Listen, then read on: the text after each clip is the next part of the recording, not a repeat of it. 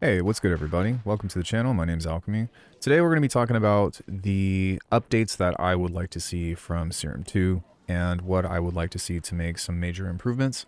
I do think that so far it's been pretty cool. I've had a lot of fun with it. There are some lingering things that are frustrating to work with. There's also a lot of really cool things that make it stand out as its own unique synthesizer. But I hope that you're not taking this as a complaint towards this, but for somebody that does, sound design 20, 30 hours a week, I think that I'm justified to talk about things that I would hope to improve my workflow if I'm choosing to use a synthesizer like Serum 2. So if that seems interesting, subscribe to the channel. I'm not going to waste your time. We'll go ahead and talk about some of the things that could be neat.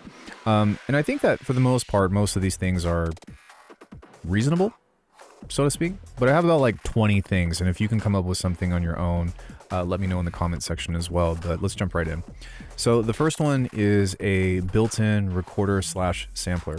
Obviously, if you know, then you can actually resample into here, but it would be cool if there was some kind of bank or some kind of companion that could help you record longer segments as opposed to just the first chord, just because sometimes recording long jams like mud pies or whatever could be awesome to kind of help resample back into the internal engine itself. Now, for those of you who don't know, one of the greatest inventions ever made for music production within the last 10 years is rolling sampler, which is something that does exactly what I'm describing. It's constantly recording to the RAM, and you can set this to record from 45 seconds to like 10 minutes, and you can just drag it out into the timeline. But because this is a really innovative thing of resampling internal already, I think that it would benefit this particular synth to be able to have that. This next one rather, is very simple. If you notice here, there is no solo and mute buttons. Like, you can turn these off, but it kind of gets into a cumbersome thing when you can't activate or deactivate rather the effect racks all at once. So if I have a bunch of effects here, say this, whatever, you can turn these off individually, but you can't turn everything off at once. And that's just one thing that kind of leaves me scratching my head of like, hey, why can't you do that?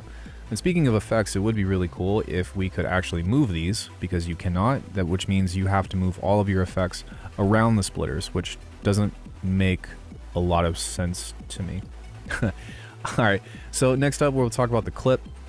These are kind of unorganized, by the way. I kind of just wrote every idea down, kind of like what I do with Bitwig and Ableton whenever I do a review. But yeah. So modulatable parameters within the clip and the arpeggiator. Some of the stuff that is on here you actually can with the modulators, or with the macros at least, right? So one thing that is really awesome about the clip view or the clip launcher or whatever is that you can set different playback modes. So for example, you can make things go back and forth kind of like this, which is pretty sick. And you can actually have multiple clips going off at once. But what would be cool is if you had an ability to maybe modulate something like the playhead, right? So that way it's not just, I mean, you can set it to random, but it would be cool if there was like a phase button on here that you could attach to make it like go wherever you wanted it to. That would just pretty much fire off the MIDI whenever the playhead crosses over. And I know that this is possible because you can set an insanely fast rate here with making this stuff fire super quickly for the MIDI here, and that's kind of one thing that I'm hoping for as well. Like, imagine being able to take a random and change the shape of this, while keeping it in the scale. You'd get a lot of really cool melodic ideas. And it's not like the end of the world or anything that you can't do it. It's just one of those things that I'm like, hey, since we're already kind of leaning into it, why don't we take it to the next level and move into the next thing? So the next one that I have is refined slice edits. So within this stuff, one of the coolest features, I believe, is being able to auto slice stuff. So if we take this, I can right click this and go to slice auto, and you can see that we've got some controls here. Now, one thing that would be really nice, I think this is in granular, which by the way, you can do this in both sample and granular, is to be able to double click on this and maybe have a pop-up window of an ADSR or some kind of sample editor. I know that that would probably, be a lot for the engine, but even still, it's kind of difficult to work with this because while you can kind of manually set this, it's not the most intuitive and not the easiest to function. Which I need to make a point about this because it's weird. On one end, this is actually a very flexible sampler, but if you compare this to something like Serato sample that will auto chop for you, you can change the key and do all that other stuff. It's almost like every single sampler is missing like one key feature from everything. And I'm not asking for anything crazy like stem separation or anything like that, but, you know, at least being able to control this, or maybe I want to reverse this sample, could be nice. Yeah. Speaking of the engines here, the spectral filter is one of my favorite devices that is unfortunately only available in the spectral engine. So this is kind of drawing a parallel here because I know that this exists. If we pull up the SFV, you technically have a parametric EQ. But the problem with it is that, for one, it's only 8 bands, and two, you can't change the resonance. When you change the resonance, it's the same thing as changing the gain. And while it's cool that you can morph and do all kinds of cool stuff with this one is actually fully customizable. It is a spectral filter, which I would say, hey, why isn't this available as an effect? But at the very least, you can kind of make your own comb filters, right? So it's kind of a bummer. I'm trying to double click here and it's not doing it. It's kind of a bummer that I don't have access to this somewhere else within the, I guess, effect chain. And there's also a mix here, which, you know, I get that they go hand in hand, but I do think that this should be baked into these guys. It just makes sense for it to exist. Which goes into my next criticism, which is having a real parametric EQ. Now, there is a workaround. So if we get rid of all this stuff, what you can do is go to the EQ here, and you can create a 2-band EQ with peaks and dips, right? So technically speaking, you have to work on a single basis with these, but I mean, it definitely is possible. It's just not the most fun. And the other thing that I'll bring up later is, like, you can't see what is happening on the frequency spectrum with this, which I get. If every single one had it, it would probably start to, you know, maximize the CPU or whatever, but I have a solution for that we'll bring up later. But yeah, you can technically do this and create your own custom comb filters and stuff, but I think that, what does this gain go to? Yeah, it goes to 24, which isn't a whole lot, but it would be nice to be able to kind of have just one of these as an EQ and then have as many points as I like. Kind of like Slice EQ or some of the other stuff. And don't get me wrong, I'm not trying to turn this into Faceplant. There's just certain things that exist within Faceplant that are like, this makes too much sense for it not to exist in other sense. So I guess the next thing that I wanted to talk about was actually being able to see the spectrum on all filters, which I recently learned that if you right click, you can actually go into your frequency response here, but that's only on this.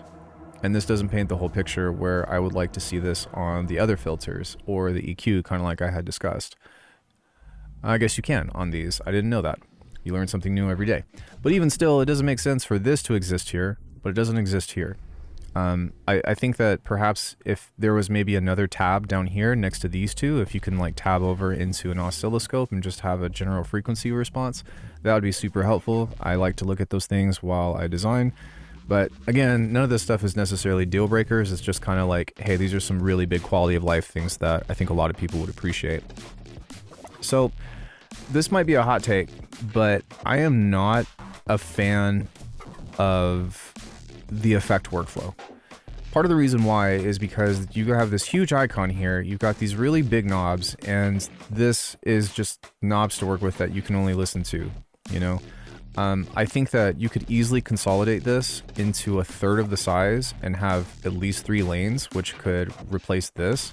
So even if you remove this, and then you have 3 different lanes here for splitting the effects up. Again, not trying to, you know, do the whole Faceplant thing, but I'm like, yo, like this makes a bunch of sense. Like, why have this when you can just have main, mid 2, or bus 1, bus 2 through all of these? Or heaven forbid, you know, kind of have something here to where it's like just an easier workflow. But this old school rack type deal is just kind of like, I don't know. It's not my favorite. I think some people like it. I'm personally not a fan of it, to be honest. So the next thing is, again, not a big deal, but I do want to bring it to attention.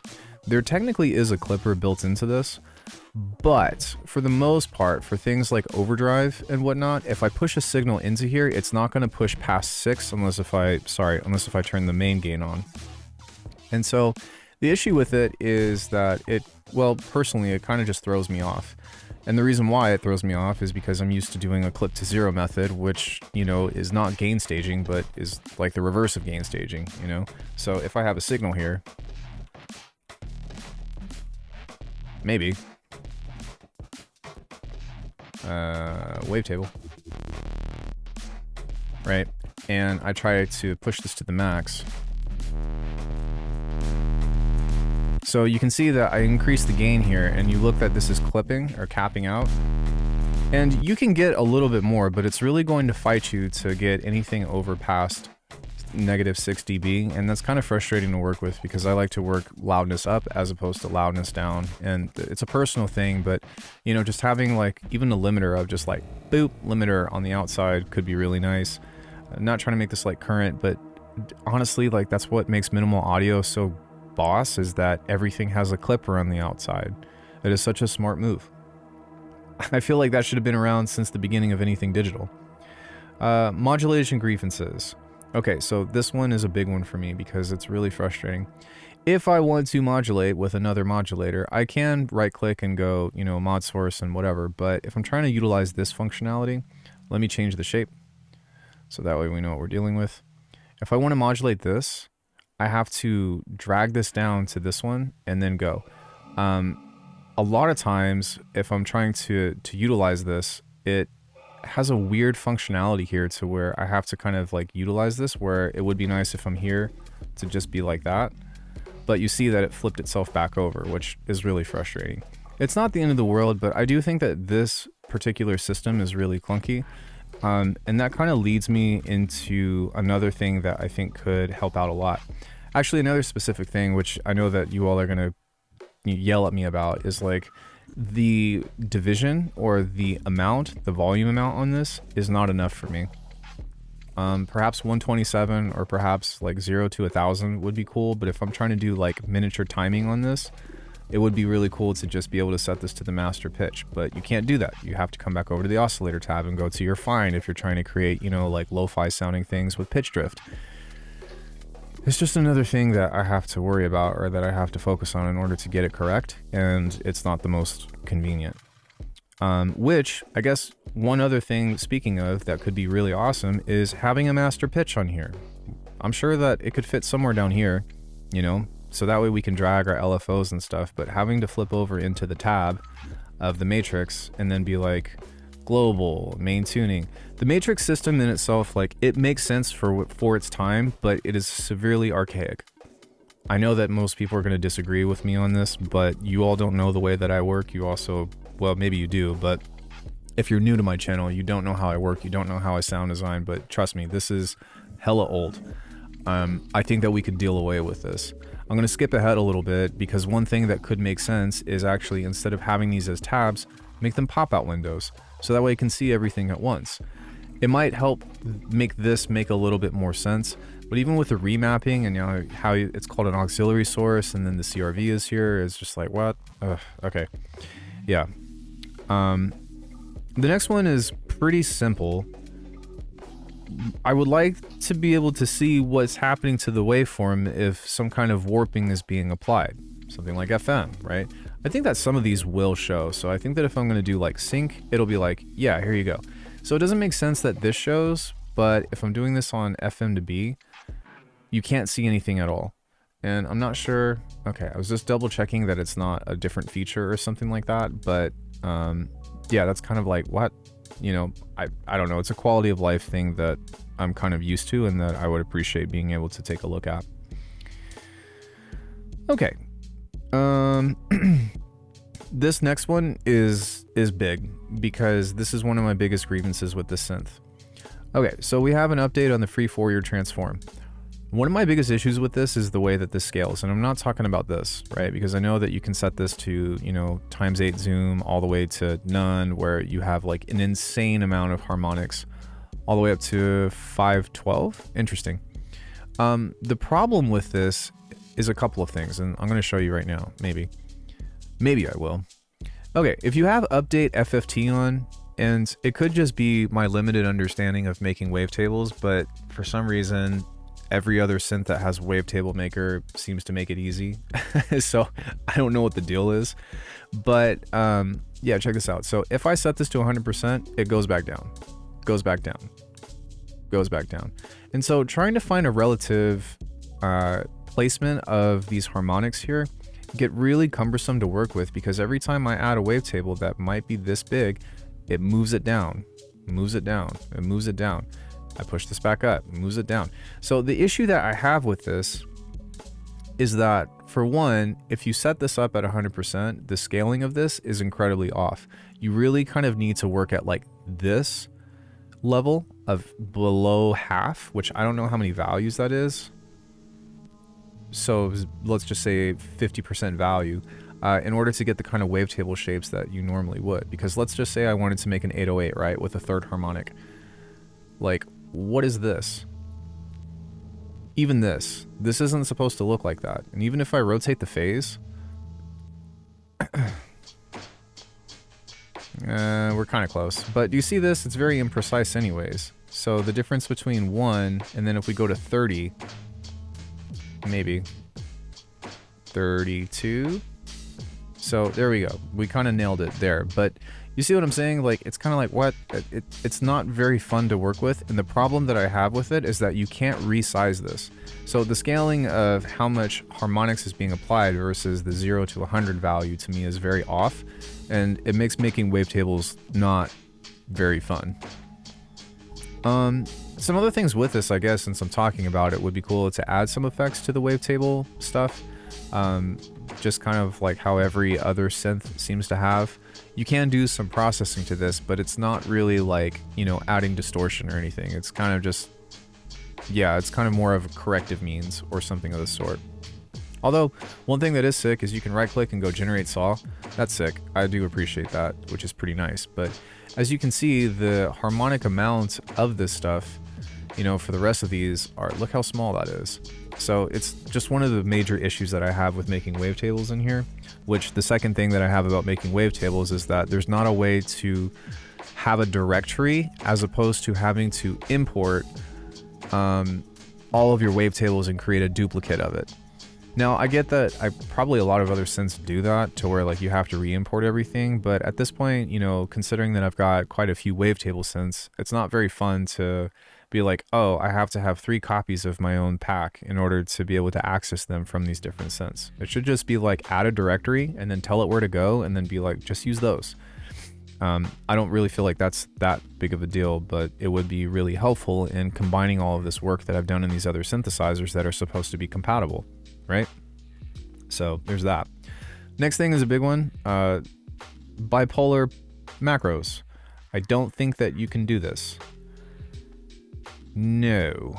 So yeah, if you shift click, then it will pop itself back at 0, and you can do bipolar modulation. So let's say I assign a macro to something like this, and I go like that. I can go shift option click, and now it's here, but this won't assign itself to move itself at a bipolar position, which is kind of frustrating. There could be a workaround to that. I'm not 100% sure, but I think that this is something that's missing, and I'm kind of curious as to why that's not a thing. Could be nice though to add, not a super big deal, but yeah. So I only have a couple more things. This is kind of something that I already had talked about, which is the wishful thinking about being able to pull the tabs out. One of the biggest setbacks from working within Serum 2 versus something like Faceplant in the first place is that everything is covered. So even from the envelopes, you can only look at one envelope at a time, one LFO at a time. You can only look at one filter at a time. The mix tab, you can't see on top of the effects, on top of the matrix, on top of the global, which generally speaking, you probably will almost never touch this once you set it up anyways. But yeah, it's pretty frustrating because I have to continuously cross over into different stuff when I'm trying to create these interactions. And then everything is tied to the matrix, which it just, yeah, it's almost like more complicated than it needs to be. And I get it. Like I said, this worked back in the days of Vital, back in the days of, I guess, the first Serum or whatever, or even hell, Zebra? I'm sure that other synths had a matrix system way beforehand, but the problem is that we could do better. I think that this is super annoying to work with. And I think that even the auxiliary sources and stuff, when you're essentially trying to LFO and LFO, it's kind of frustrating. So the other thing that I have, which isn't necessarily a grievance, but more of a wish list feature, is that these curves here for the remap, I would like there to be like just some scales. So you unfortunately can't pull the scales from FacePlant over to this because they're different files, I believe.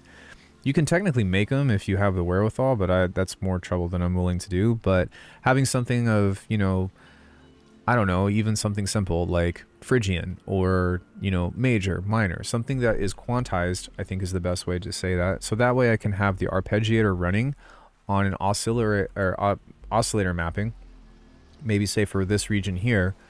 But then, you know, and this is the first option that I have, but then what I could do is have this running here for something else that's kind of doing its own thing independently, but is not necessarily tied to an arpeggiator.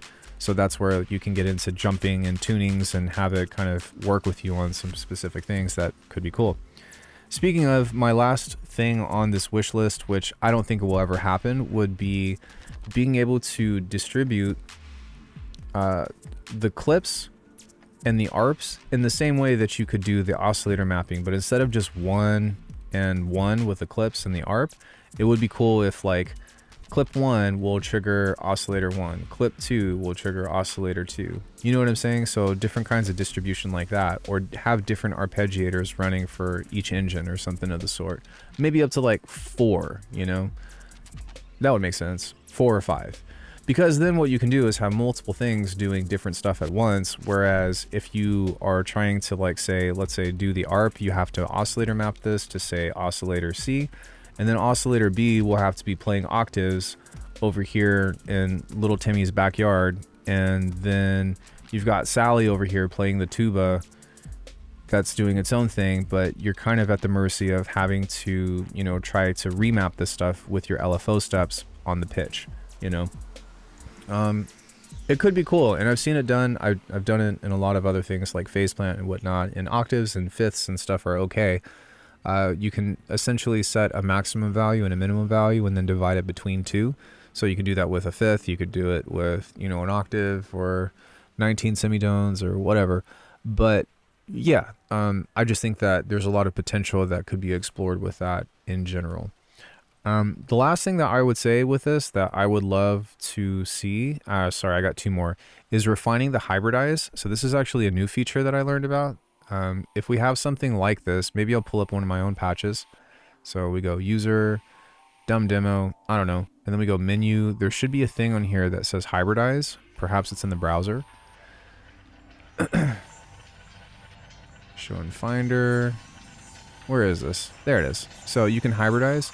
I would love to see this innovated on. I know that it's an issue for certain things with other, you know, processes and whatnot to kind of help you copyright, you know, each person's presets and stuff. And I'm definitely not trying to make it easy to where like you can just do this a bunch of times and then create a preset and then it will make a pack for you or whatever. But taking this inspiration and perhaps, you know, even going into your effects and right clicking and go randomize all parameters, you know, or go into your matrix and randomize the modulation, you know, just to like get it to quickfire to like try to make unpredictable sounds. I think that would be super helpful. I think that is mostly it. It would be nice to double click a parameter instead of command clicking. There might be a way to do that, but that's one thing that I'm like, I just don't like doing that. I like to be able to do stuff with one hand since, shut up. Since, sorry. Since I'm usually using the mouse and then playing the keys on my left hand, so as opposed to having to hit command this in order to reset this, it would be cool to just double click that to get it to revert back to its original setting. So yeah, that's got to be like 20 something things. Oh, one more big one. Sorry. Being able to export and create SFZ files with your multi-samples, or being able to create multi-samples within this. That's a big one. So if you have like, I don't know, say a sampler like this and you right click and you go slice auto, it would be so sick if you can export this as an SFZ, right? because then what would happen is it would really help the multi-samples and stuff come alive and would help you utilize a lot of the other tools that are available. And because this can only import SFZs, it means that in order for you to make a kit, you need to use another piece of software to make the multi-sample files. There are some great, factory content things or whatever, but even still, it's kind of a pain in the butt to add that kind of stuff, and it, I think, will shy a lot of people away from, being able to use it to its fullest extent. I think it's probably not a lot of people that are going to want to do that, but it's the same criticism I gave to Current for not having a wavetable maker. I'm like, dog, come on. Like, dude, what? I don't know. It drives me crazy when something has a feature set, but it restricts you from being able to create your own, but lets you import them. I'm like, just add a tool for us to be able to do that. You know what I'm saying? It would be nice. It'd be nice. Yeah, okay. So now that's all of them. Let me know what your thoughts are. Thank you so much for watching this video. I think that these are just things that I would like to see as practical improvements, but if you all have any wild ideas or anything else of the sort, I'd love to know in the comment section. Maybe Steve Duda will see some of these and take them into consideration, but I can't see the synth getting any worse with these features. I don't know. Feel free to agree or disagree. Let me know in the comments. Much love, guys. Thanks so much. I'll see you all in the next one.